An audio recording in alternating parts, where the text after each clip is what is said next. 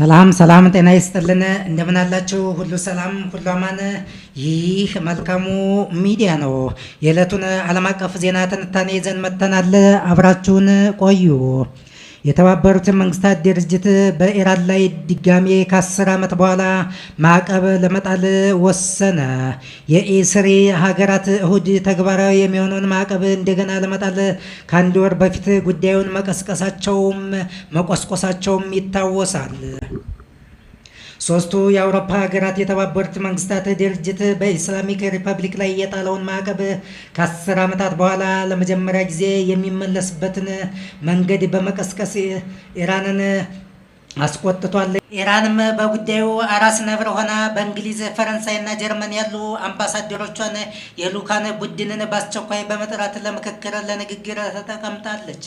የኢራን ባለስልጣናት ከ1000 በላይ ሰዎችን ገድሏል ባሉት በሰኔ 12 ግጭት ወቅት ኢራን በኒውክሌር ፕሮግራሟ ላይ ንጹህ እና ምንም ሴራ ደባ የሌለበት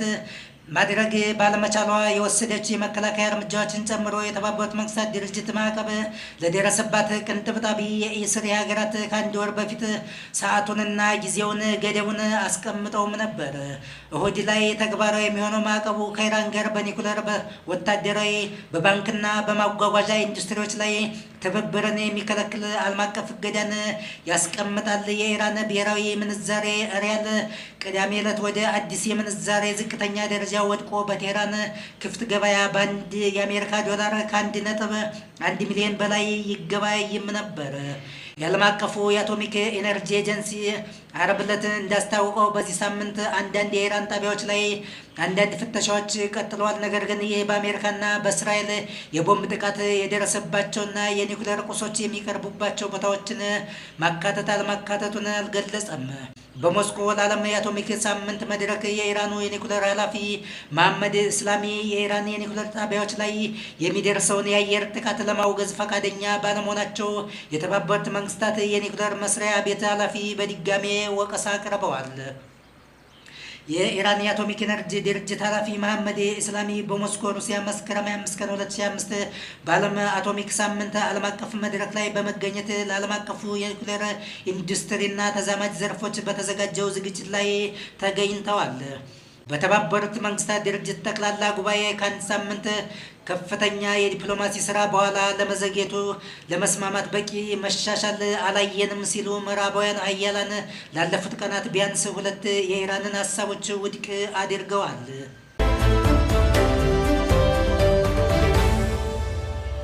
የኢራኑ ፕሬዝዳንት ማሱድ ፔዚሽኪያን በእነሱ አስተያየት እስራኤልና አሜሪካ ግፊቱን ቴዎክራሲያዊ ስርዓቱን ለመጣል ሲፈልጉ ስምምነት ላይ ለመድረስ ምንም ምክንያት የለም ብለዋል ፔዚሽኪያን ለጋዜጠኞች እንደተናገሩት ዓላማው በኒውክሌር መርሃ ግብሩ ላይ የሚነሱ ስጋቶችን መፍታት ቢሆን ኖሮ በቀላሉ ልናደርገው እንችላለን ሲል በድጋሜ ተናግሯል ኢራን የኒውክሌር ጦር መሳሪያን ፈጽሞ አታሳድድም አታደርግምም እንደዚህ አይነት ዓላማም የላትም ብለዋል በመካከለኛው ምስራቅ የዩናይትድ ስቴትስ ተወካይ የሆኑት ስቲቭ ዊትኮፍ አሜሪካ ኢራንን መጉዳት እንደማትፈልግና ለተጨማሪ ንግግሮች ውይይቶች በሯ ክፍት እንደሆነም ተናግረዋል ነገር ግን ፈጣን ምላሽ ለሆነው ነገር ትክክለኛ መድኃኒቱ አሁን ነው ጊዜው መርፈድ የለበትም ሲሉም አክለዋል ማዕቀቡ ኢራን ላይ ጫና ለመፍጠር አዲስ የኢኮኖሚ ስቃይ ለመጫን ያለመ ቢሆንም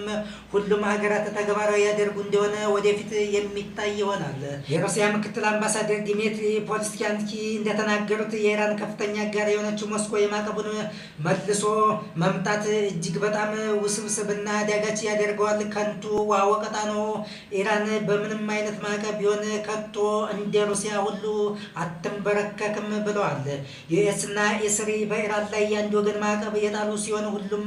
ሌሎች ሀገራት የኢራን ዘይት መግዛታቸውን እንዲያቆሙ ለማስገደድ ሞክረዋል ምንም እንኳን የቻይና ኩባንያዎች ግፊቱን ቢቃወሙም ቅሉ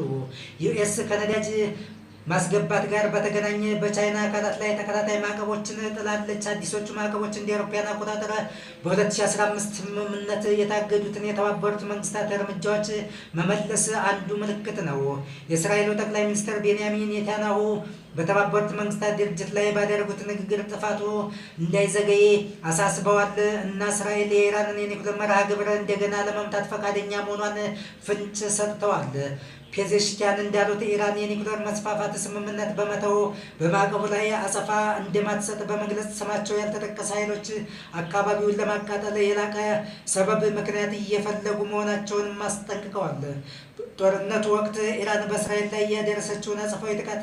የመራው እስላማዊ አብዮታዊ ጥበቃ ጓድ አይአርጂሲ የሂዝቦላ ዋና ጸሐፊ ሐሰን ናስራላህ፣ የአይአርጂሲ ከፍተኛ አዛዥ አባስ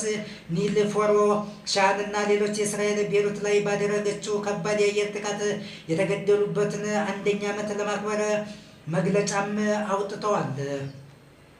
ውድ አድማጭ ተመልካቾቻችን ለዛሬ ያዝላችሁ ዓለም አቀፍ ዜና ትንታኔ እዚህ ላይ እናበቃለን። አብራችሁን ስለቆያችሁ እናመሰግናለን። መልካሙ ሚዲያ ታማኝ የመረጃ ምንጭ